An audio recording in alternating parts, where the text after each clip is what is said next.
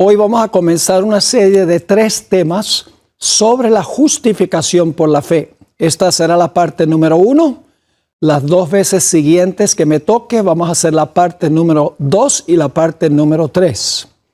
Antes de comenzar, queremos pedir que Dios bendiga nuestro estudio. Así que les invito con reverencia, donde quiera que estén, que inclinen sus rostros y vamos a orar. Nuestro Padre y nuestro Dios, gracias te damos por tus múltiples bendiciones. Gracias por tu santo sábado, cuando podemos apartarnos de todo lo nuestro y enfocarnos solamente en nuestra relación contigo.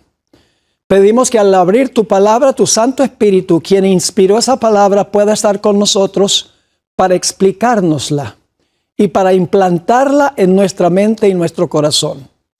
Gracias te damos por la promesa de tu presencia. Reclamamos con certeza esa promesa, porque venimos a ti en el precioso y poderoso nombre de Cristo, nuestro amante Salvador. Amén. El libro de Apocalipsis describe una serie de 7 plagas que van a caer sobre este mundo después de cerrarse la puerta de la gracia. En medio del mensaje de la 6ª plaga, que vamos a leer en unos momentos, se encuentra una advertencia de los labios de Cristo Jesús. Quiero leer esa advertencia en Apocalipsis 16:15 y debo decirles que vamos a estudiar cada palabra clave de este versículo. Dice así, Apocalipsis 16:15, en el contexto de la 6ª plaga de Apocalipsis. Aquí está hablando Jesús. Dice así: he aquí yo vengo como ladrón. Tenemos que estudiar lo que quiso decir Jesús cuando dijo que va a venir como ladrón.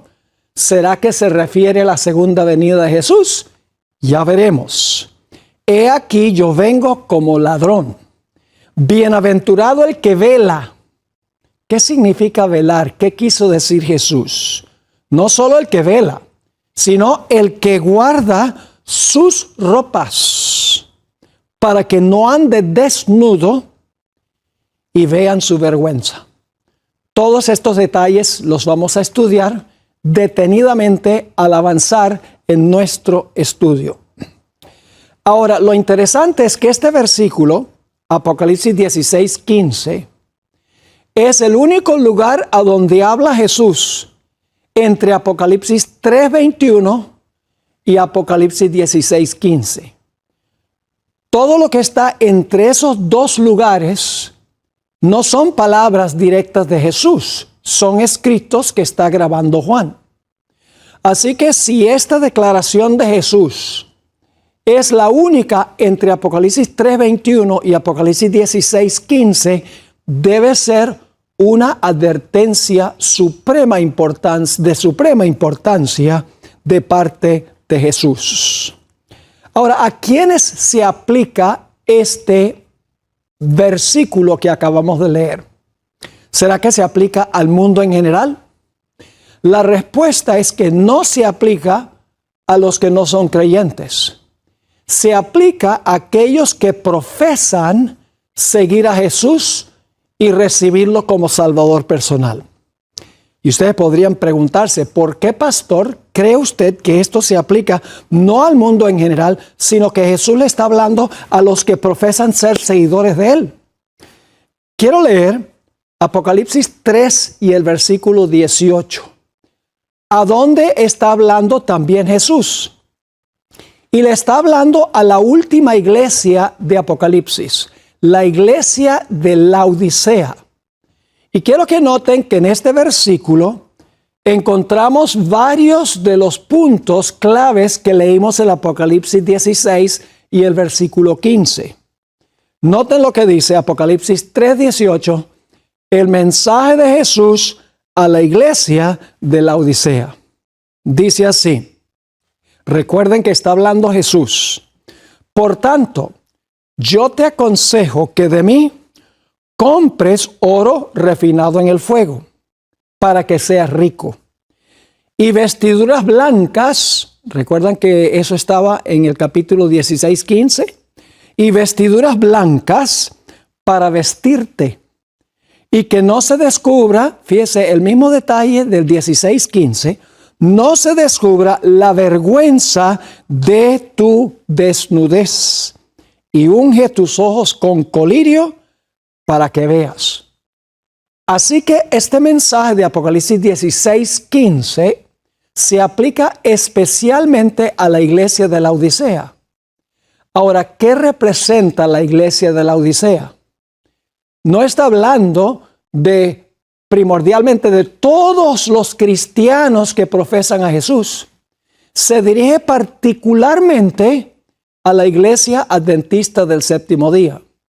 Es decir, la advertencia de Apocalipsis 16:15 y el mensaje a la iglesia de la Odisea se aplica directamente a los que somos miembros de la iglesia adventista del séptimo día. Y ustedes pensarán, ¿cómo sabe eso, pastor?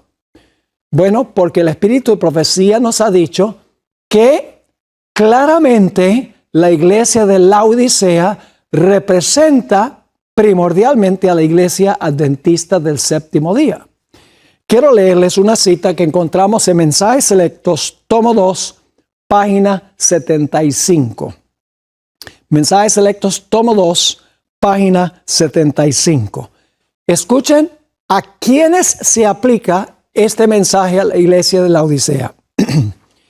El mensaje a los laodicenses se aplica a los adventistas del séptimo día, que han tenido gran luz y no han andado en ella.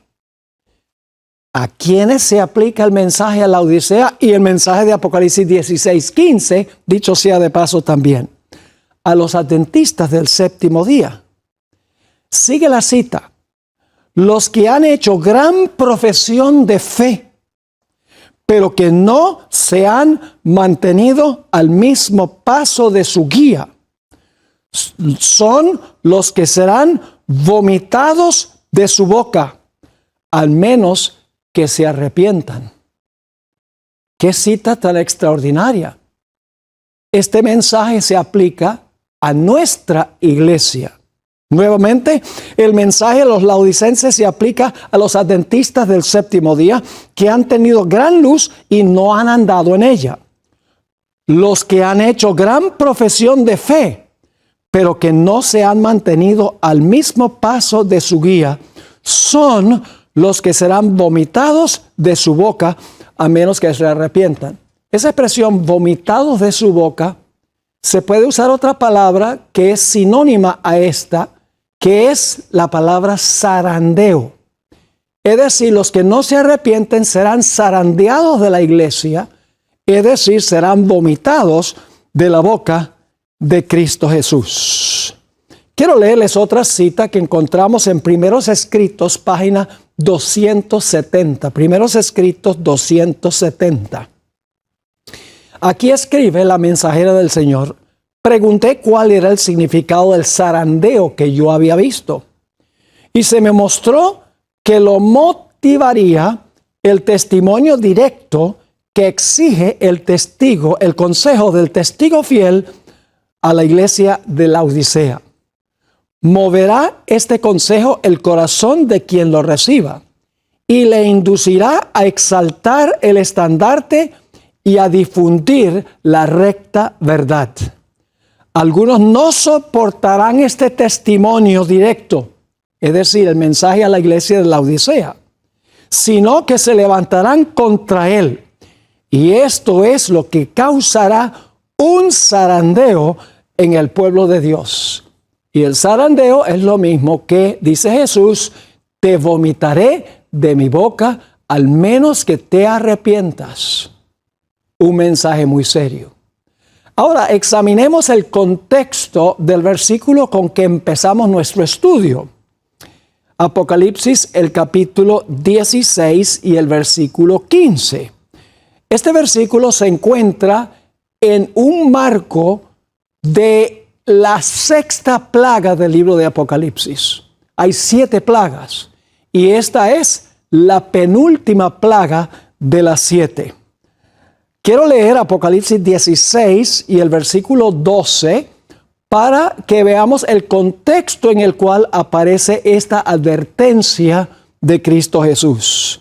Dice allí en Apocalipsis 16 y el versículo 15, el sexto ángel derramó su copa sobre el gran río Éufrates. Y luego sigue diciendo, y el agua de este se secó para que estuviese preparado el camino a los reyes del oriente. Ahora, necesitamos interpretar los símbolos que encontramos en este versículo. Este río Éufrates no es el río allá que pasa por Irak. No es un río literal. Apocalipsis 17 y el versículo 15 dice, las aguas sobre las cuales se sienta la ramera, cuyo nombre es Babilonia, son multitudes, naciones, lenguas y pueblos. Es decir, Babilonia es un sistema religioso apóstata mundial que gobierna o domina sobre las aguas, las multitudes de este planeta.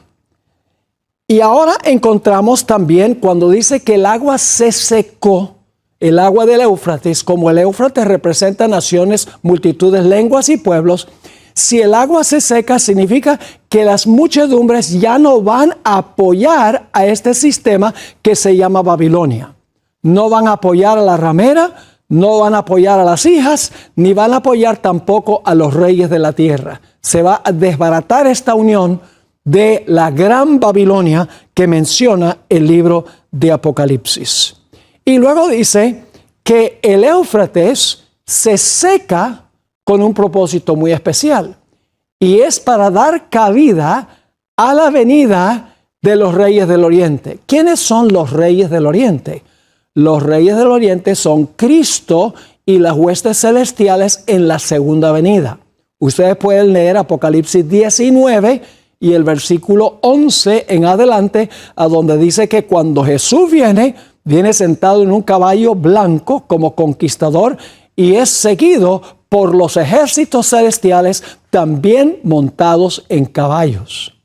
Es decir, este versículo de Apocalipsis 16, 12 está hablando simbólicamente de la gran Babilonia, un sistema religioso global o mundial que domina sobre muchedumbres, naciones, lenguas y pueblos. Va a llegar un momento en que las aguas, las gentes, le van a retirar su apoyo a este sistema religioso global, y cuando se seca la gente al sistema, entonces da cabida a la segunda venida de Cristo Jesús. Ahora, el texto que yo leí al principio de nuestro tema, Apocalipsis 16, 15, se encuentra luego en el versículo 15. Pero tenemos que leer antes de eso los versículos 13 y 14. Y debo explicarles algo antes de leer los versículos 13 y 14.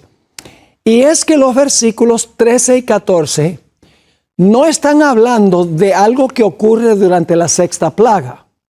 En realidad, el versículo 13 y el versículo 14 están hablando de la reunión de todos los impíos antes que se cerrara la puerta de la gracia. Es decir, nos lleva atrás al tiempo cuando todavía la puerta de la gracia estaba abierta. Cuando Satanás y sus demonios van a los reyes de la tierra y todo el mundo para reunirlos para esta batalla final que se conoce como Armagedón. Así que vamos a leer Apocalipsis 16, 13 y 14.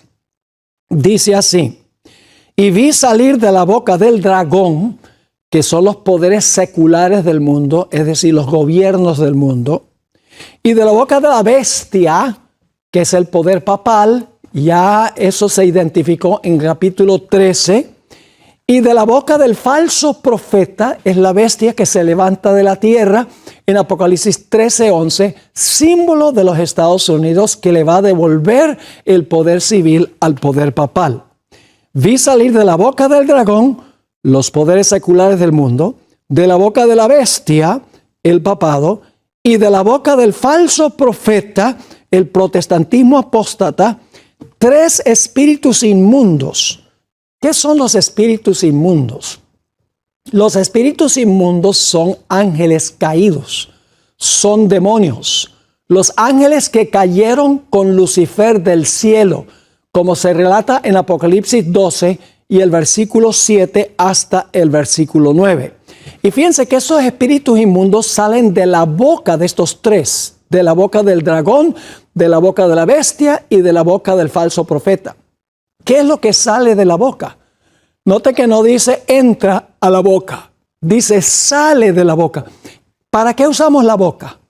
Usamos la boca para enseñar, para hablar.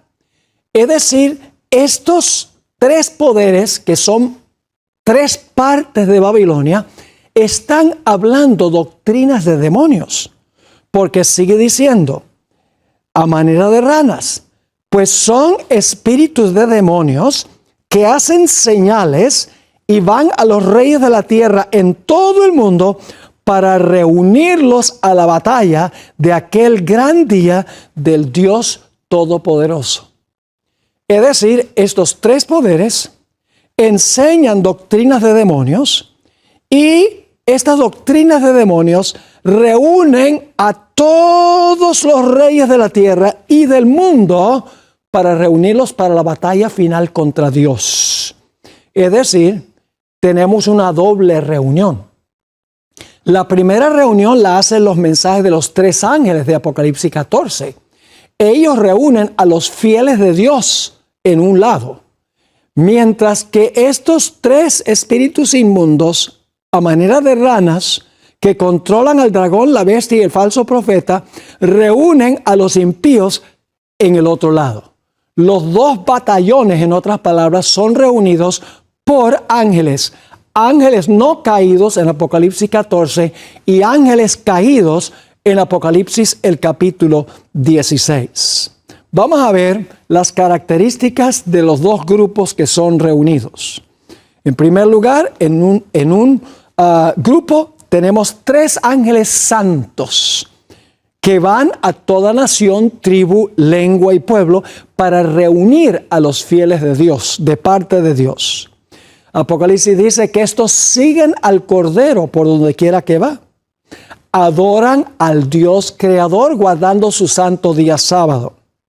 Son reunidos en la Jerusalén espiritual, es decir, en la iglesia. Son reunidos al remanente de Dios y reciben el sello de Dios en sus frentes. Por el otro lado están los que siguen a la bestia. Tres ángeles impostores reúnen a los impíos. Van no en pos del Cordero, sino en pos de la bestia. No adoran al Creador guardando sus sábados, sino que adoran a la bestia y el día que la bestia estableció de reposo, el domingo, el día del sol. Este grupo de impíos son reunidos no en la Jerusalén espiritual, que es la iglesia, son reunidos en la Babilonia global. Y en vez de recibir el sello de Dios, reciben la marca de la bestia. Tenemos entonces dos reuniones, la reunión de los fieles y la reunión de los infieles. Tres ángeles reúnen a los fieles de Dios, tres ángeles caídos reúnen a los que son infieles a Dios y rechazan a Dios.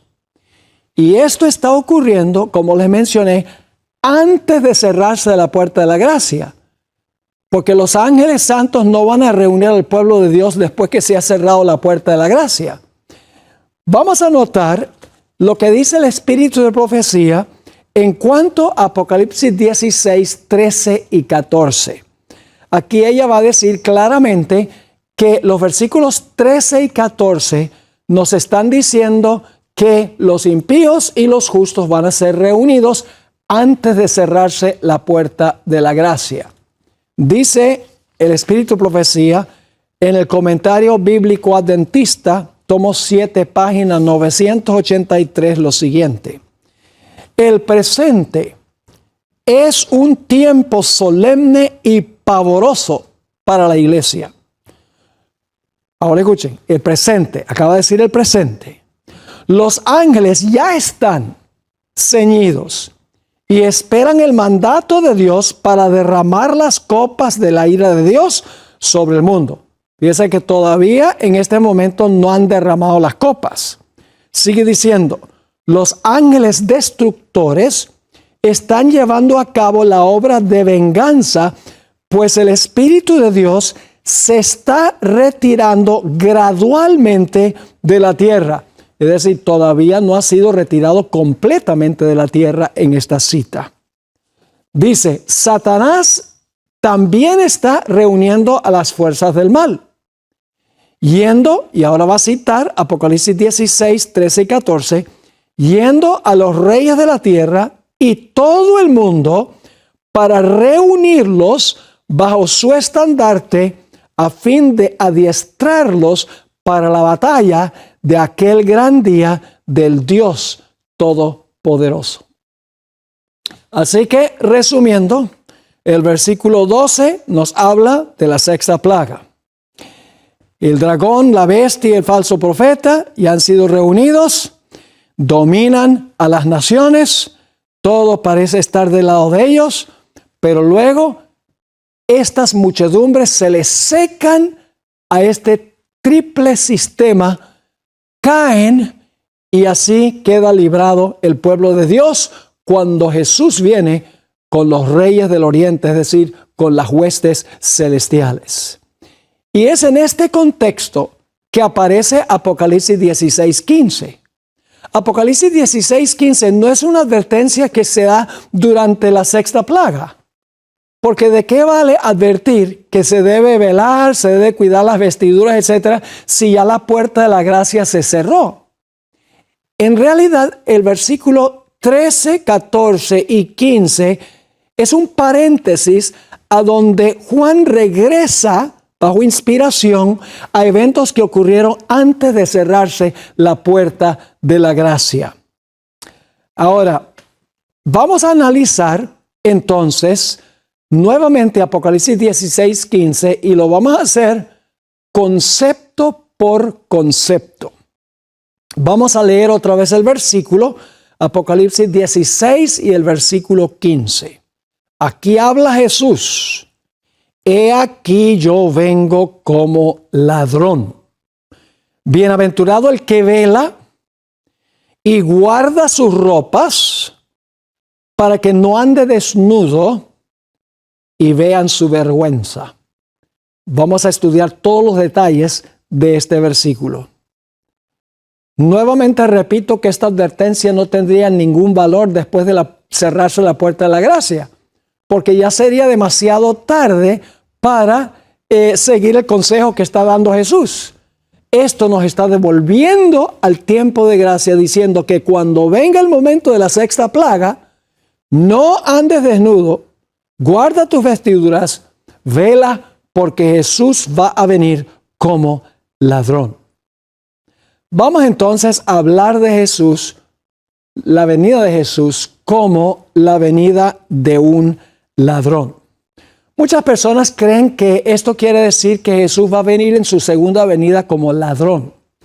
Pero en realidad no es así como la mayoría posiblemente de las personas piensan. La venida de Jesús como ladrón se refiere al cierre de la puerta de la gracia antes del tiempo de angustia y antes de la segunda venida de Cristo Jesús. Nos hace pensar por lo menos en Mateo, el capítulo 24, 37 al 39. Mateo, el capítulo 24 y el versículo 37 al 39. Quiero ir allí por unos momentos. Está hablando del diluvio en los días de Noé. Y fíjense lo que dice, empezando en el versículo 37, más como en los días de Noé, así será también la venida del Hijo del Hombre. Porque, como en los días antes del diluvio, estaban comiendo y bebiendo, casándose y dando en casamiento, hasta el día en que Noé entró en el arca y no entendieron hasta que vino el diluvio y se los llevó a todos. Así será también la venida del Hijo del Hombre. Ahora, ¿cuál es el punto que quiero recalcar aquí? Un punto muy importante. ¿Cuándo se perdieron los impíos en los días de Noé? ¿Cuando comenzó a llover o cuando se cerró la puerta? Bueno, ustedes saben la respuesta. La puerta se cerró, pasaron 7 días y al 8º día comenzó a llover. Es decir, la gente estaba perdida cuando se cerró la puerta, no necesariamente cuando comenzó a llover. Cuando comenzó a llover fue el castigo, pero antes de eso se había cerrado la puerta de la oportunidad. Y Jesús dice aquí que Él va a venir de esa manera. Como fue en los días de Noé, así será la venida del Hijo del Hombre. Y fíjense que el texto aquí en Mateo 24 dice que los que estaban afuera no entendieron hasta que vino el diluvio. Y la pregunta clave es, ¿no entendieron qué hasta que vino el diluvio? Pues no entendieron que estaban perdidos ya, porque la puerta se había cerrado 7 días antes. Es decir, cuando Jesús dice que Él viene como ladrón, la venida del ladrón no es la segunda venida de Jesús. La venida como ladrón se refiere al cierre de la puerta de la gracia. Quiero leerles una cita un tanto larga del Espíritu de Profecía, a donde Elena White entendió este punto específicamente. Esto se encuentra en el tomo 2 de los Testimonios, páginas 190 a la 192, y esto es en el libro en inglés.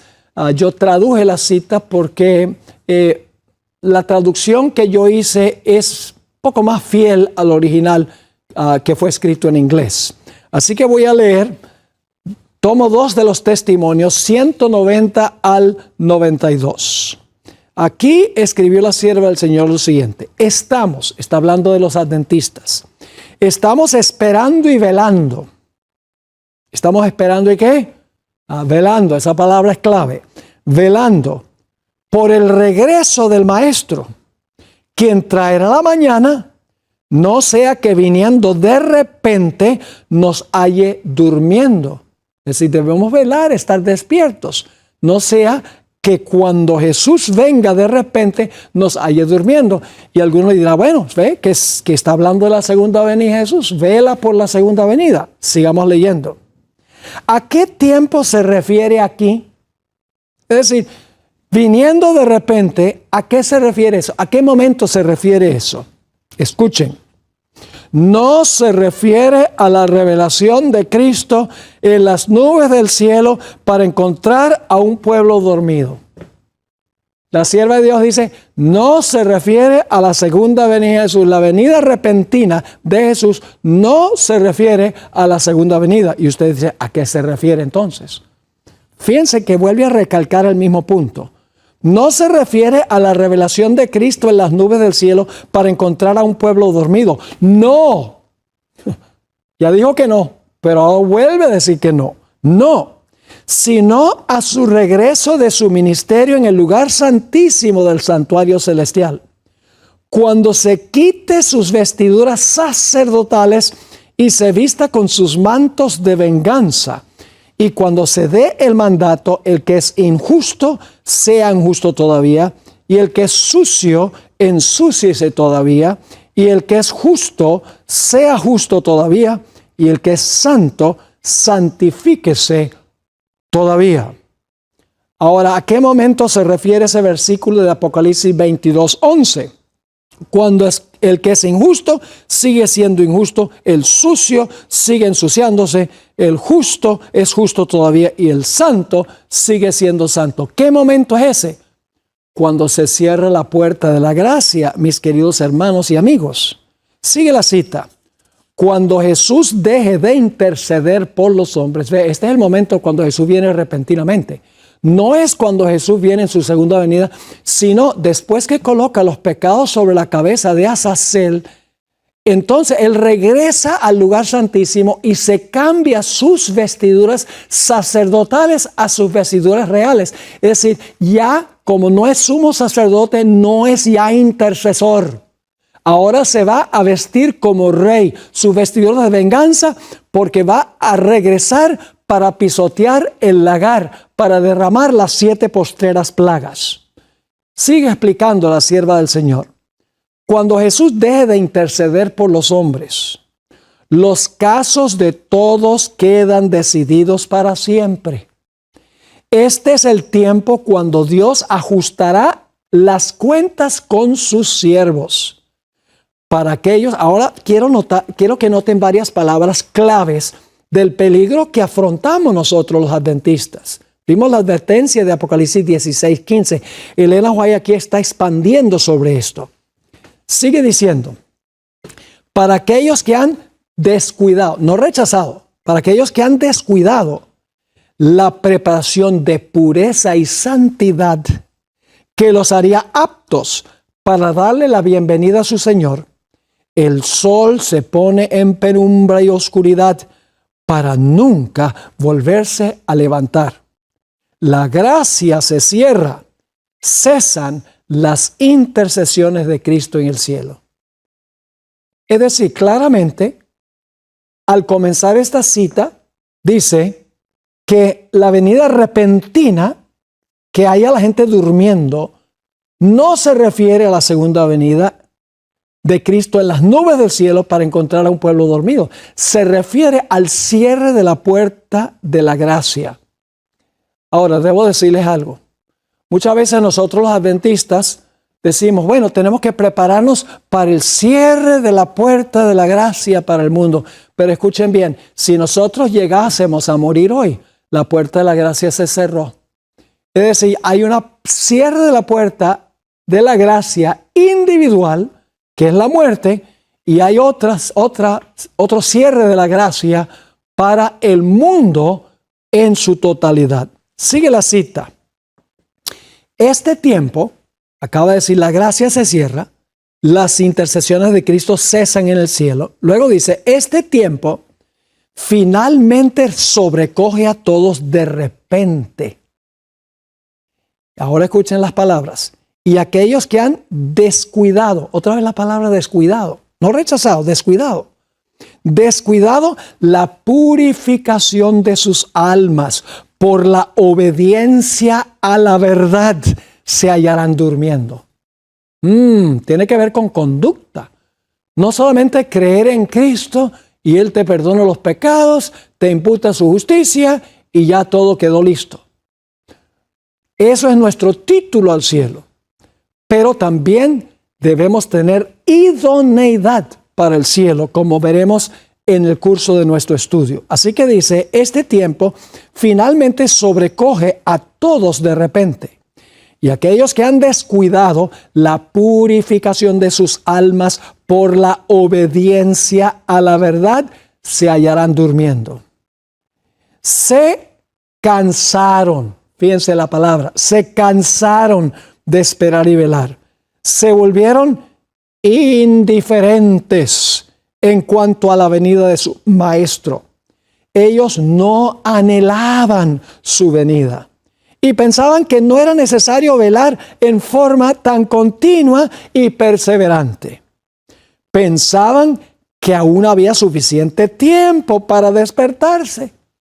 Querían estar seguros de no perder la oportunidad de asegurar un tesoro terrenal.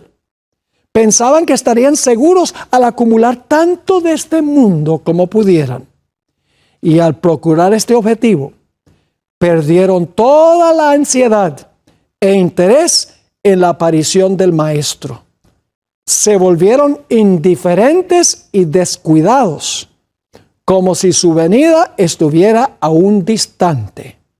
Pero mientras sus intereses estaban sepultados en sus ganancias mundanas, la obra de Cristo en el santuario celestial se cerró y ellos no estaban preparados. ¡Qué cita tan excepcional! Así la venida del ladrón no se refiere a la segunda venida de Jesús, sino al momento cuando se cierra la puerta de la gracia para el mundo. Y aquellos que han sido descuidados, aquellos que no anhelaban la venida de Jesús, se cansaron de esperar su venida, pensaban que había suficiente tiempo para despertarse, perdieron toda ansiedad por la venida de Jesús, se volvieron indiferentes y descuidados.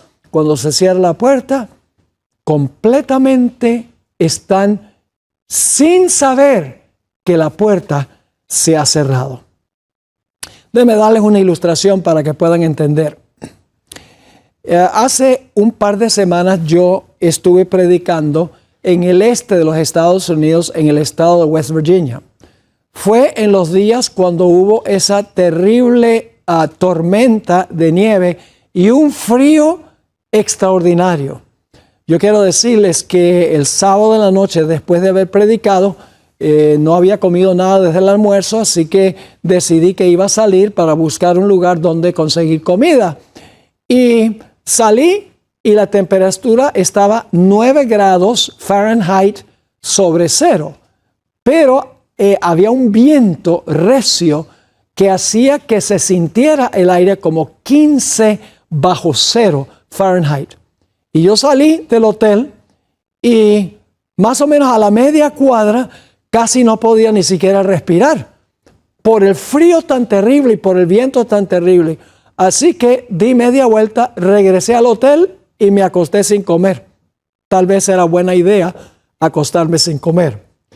Ahora, quiero usar eso como una ilustración. Quiero, para aquellas personas que han tenido una experiencia semejante a esta, imagínense que han tenido un día largo de trabajo y después de un largo día de trabajo llegan a la casa por la tarde, se comen una sopita, un pan, es decir, una cena liviana. Entonces luego se sientan en su silla favorita a ver televisión. Claro, buena televisión, no mala televisión, tal vez las noticias.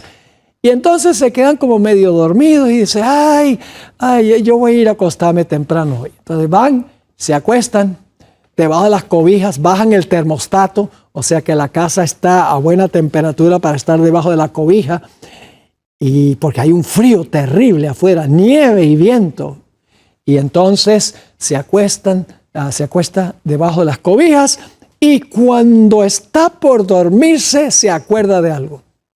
Dice, se me olvidó trancar la puerta de la casa. Ay, me da tanta flojera salirme de debajo de esta cobija que está tan calientica para entonces salir y abrir y cerrar la puerta.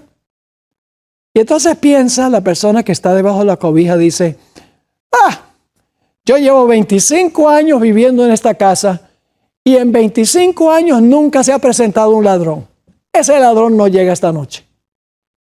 Pues da la casualidad que a la 1 de la mañana, cuando la persona está cómodamente debajo de las cobijas, calientico, llega callado el ladrón y entra a la casa y se roba el dinero, se roba el televisor, se roba el celular, se roba todo lo que es de valor y en silencio sale de la casa.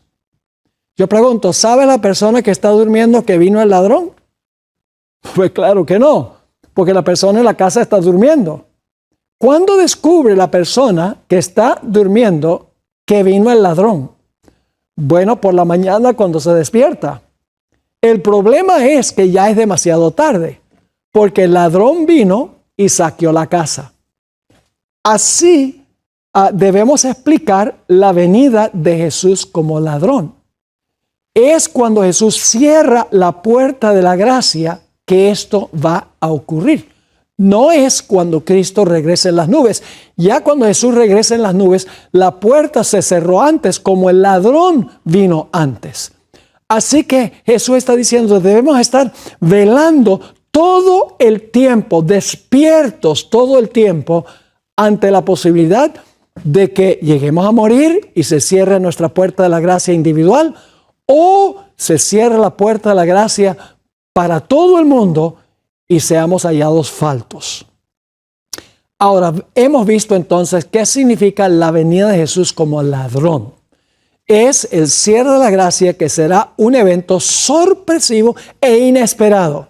Y cuando Cristo venga en las nubes, la gente se va a dar cuenta que están perdidos, que la puerta se cerró y no estaban velando y no estaban preparados.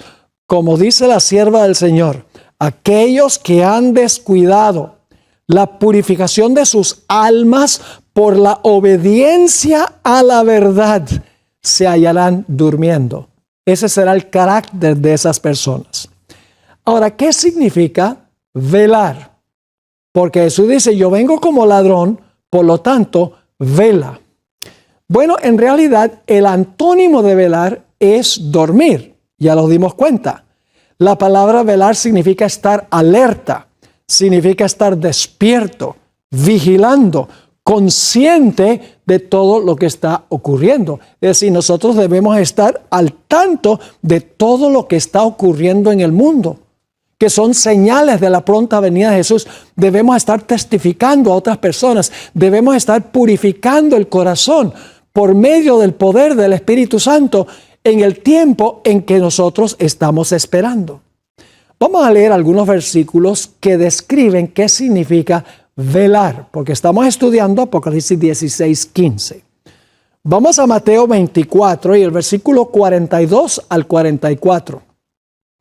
En esos versículos encontramos que Jesús está comentando sobre lo que había hablado antes. Había dado todas las señales de su venida y luego dio este consejo. Velad, pues, porque no sabéis a qué hora ha de venir vuestro Señor. Nuevamente, está hablando en el contexto de los versículos 37 al 39 del cierre de la puerta del arca, que es el cierre de la puerta de la gracia. Versículo 43. Pero sabed esto, que si el padre de familia supiese a qué hora el ladrón habría de venir, ¿qué haría? Velaría y no dejaría minar su casa. Por tanto también, está hablando sus seguidores, sus discípulos, por tanto también vosotros estad preparados, porque el Hijo del Hombre vendrá a la hora que no pensáis. ¿Qué significa velar? Velar significa estar listo todo el tiempo, no estar descuidado, indiferente a lo que está ocurriendo, sino ansiando la venida de Jesús, especialmente al ver todas las señales que están ocurriendo en el mundo. En la parábola de las 10 vírgenes encontramos la misma idea de velar.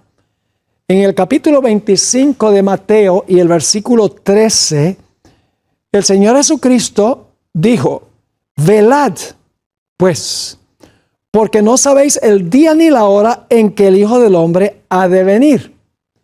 Eso no está hablando de la segunda venida de Jesús. Y usted dice, ¿cómo sabe eso? Bueno, ustedes recuerdan la historia de las 10 vírgenes. Había 5 sabias y había 5 fatuas. Las 5 sabias no solamente tenían aceite en sus lámparas, sino que habían hecho provisión de una cantidad extra en caso de que se demorara el novio. Las fatuas tenían un poco de aceite en sus lámparas, pero no habían hecho provisión de un poco extra de aceite. Y cuando vino el anuncio, he aquí el esposo viene, salid a recibirle. Bueno, se despertaron todas las viudas, todas las vírgenes. Y las vírgenes fatuas se le estaban apagando las lámparas, mientras que las otras tenían una cantidad extra de aceite, echaron el aceite y sus lámparas brillaban.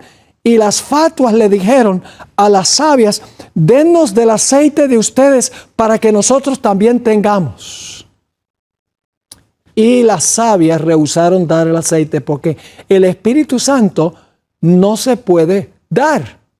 El Espíritu Santo se recibe cuando uno recibe a Jesús como Salvador personal, se arrepiente de sus pecados, los confiesa y el Espíritu Santo obra en la vida individual de la persona.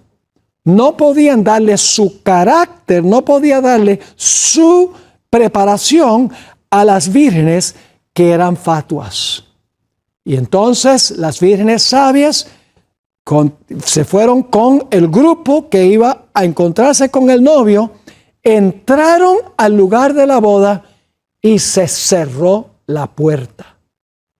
Ese cierre de la puerta no es la segunda venida, porque las fatuas tuvieron tiempo de ir a tratar de conseguir aceite, pero no lo pudieron lograr.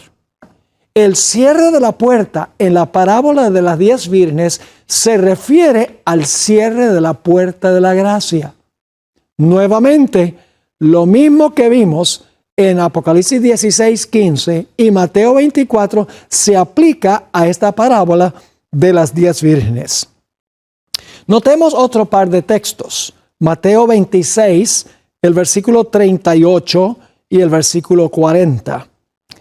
Jesús le dice a sus discípulos, esto es ya cuando Jesús está en el Getsemaní. Entonces Jesús les dijo, mi alma está muy triste hasta la muerte. Quedaos aquí y velad conmigo. Vino luego a sus discípulos y los halló durmiendo. Y dijo a Pedro, así que no habéis podido velar conmigo una hora. ¿Qué significa velar? Estar despierto. A veces lo que pasa es que como somos laodicenses, tibios, y Cristo se demora, tratamos de hacer nuestro hogar aquí, en este planeta. Mis hermanos y hermanas, debemos cada día ansiar y anhelar la venida de Jesús, estar velando, preparándonos, purificando el corazón por la obediencia a la verdad, como dijo el Espíritu Profecía. Notemos otro texto que habla sobre velar y también el ladrón. Dice en Apocalipsis 3 y el versículo 3. Aquí este es un mensaje que está dando el Señor Jesucristo a la iglesia de Sardis. Dice así, acuérdate pues de lo que has recibido y oído, y guárdalo, y arrepiéntete, pues si no velas, vendré sobre ti como ladrón, y no sabrás a qué hora vendré a ti. Así que cuando Apocalipsis 16:15 dice claramente que se debe velar porque Jesús va a venir como ladrón, significa estar espiritualmente despiertos. Significa que no dormimos. Ahora notemos un concepto más antes de concluir este primer tema de esta serie sobre la justificación por la fe. Noten que dice en Apocalipsis 16 y el versículo 15, Jesús dice, he aquí vengo como ladrón, bienaventurado el que vela y guarda sus ropas. Vamos a notar esa palabra guardar. ¿Qué significa guardar? Bueno, no significa guardar algo, digamos, en una gaveta, en un armario.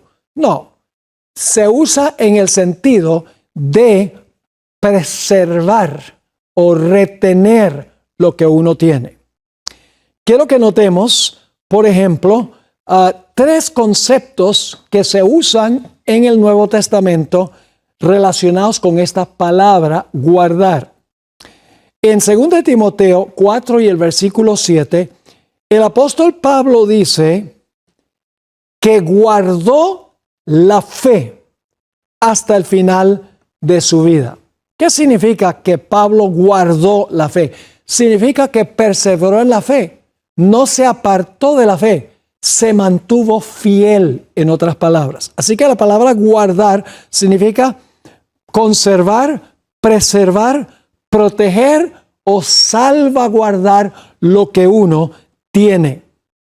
Se usa también en el libro de Efesios. El apóstol Pablo escribió en Efesios 4 y el versículo 3 que los efesios guardaran la unidad en la iglesia. ¿Qué significa eso? Guardar la unidad. Significa permanecer unidos. Significa no permitir la división en la iglesia. Guardar significa preservar, salvaguardar o proteger la unidad en la iglesia. Y luego encontramos en el libro de Judas, el versículo 6, dice que los ángeles rebeldes no guardaron su lugar en el cielo.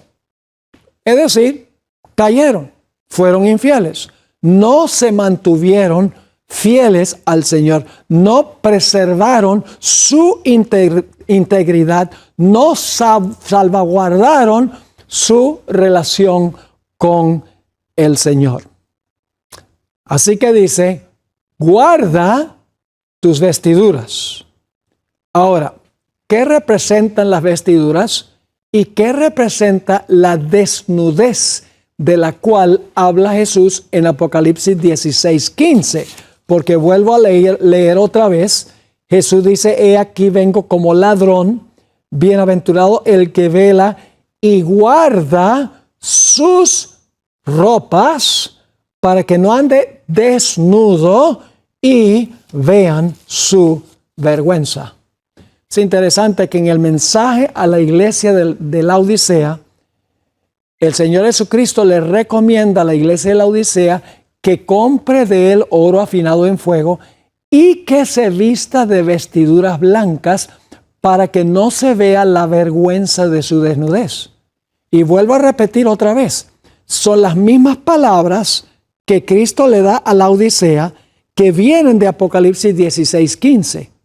Es decir, Jesús le está diciendo a la iglesia de la Odisea, que es nuestra propia iglesia, la iglesia adventista del séptimo día, le está diciendo, mira, guarden sus vestiduras, manténganse fieles, retengan lo que tienen, salvaguarden su relación con el Señor, porque si no lo hacen, van a andar desnudos y se va a dejar ver la vergüenza de su desnudez. Ahora, en nuestro próximo tema, vamos a analizar un poquito más el significado de lo que significan los mantos blancos y lo que significa andar desnudos. Vamos a encontrar que la palabra andar, y me adelanto un poco aquí, la palabra andar en el Nuevo Testamento, cuando se usa en forma simbólica o figurativa, significa nuestra conducta, significa la forma en que nosotros nos comportamos. Tiene que ver con la vida santificada. Y les doy un versículo ya llegando al final de nuestro tema de hoy. Primera de Juan, el capítulo 2 y el versículo 6, y a esto volveremos en nuestro próximo tema. Primera de Juan 2, 6. Aquí dice el apóstol Juan, el que dice que permanece en él, el que dice que permanece en Jesús, en otras palabras, ¿qué debe hacer? Debe andar como él anduvo. Es decir, debe caminar como Jesús caminó. Su conducta debe ser como la conducta de Jesús. Porque caminar y andar significa lo mismo. En realidad, algunas versiones traducen caminar, otras versiones traducen andar. Es decir, que aquí estar vestidos de mantos blancos tiene no solo que ver con nuestro estatus, sino que tiene que ver con la conducta que viene como resultado de nuestra relación con el Señor o como resultado de nuestro estatus en el Señor. Ahora, nuestro tiempo se ha ido. En nuestro próximo tema, entonces, vamos a estudiar el significado de los mantos blancos y qué significa andar desnudos para que no vean la vergüenza de nuestra desnudez. Oremos. Padre, gracias te damos por tus múltiples bendiciones. Gracias por tu palabra. Y al continuar estudiando este tema, pedimos la presencia de tu Santo Espíritu. No solo enséñanos, sino ayúdanos a obedecer lo que tú nos enseñas. Te lo pedimos en el nombre precioso de Cristo, nuestro Salvador. Amén.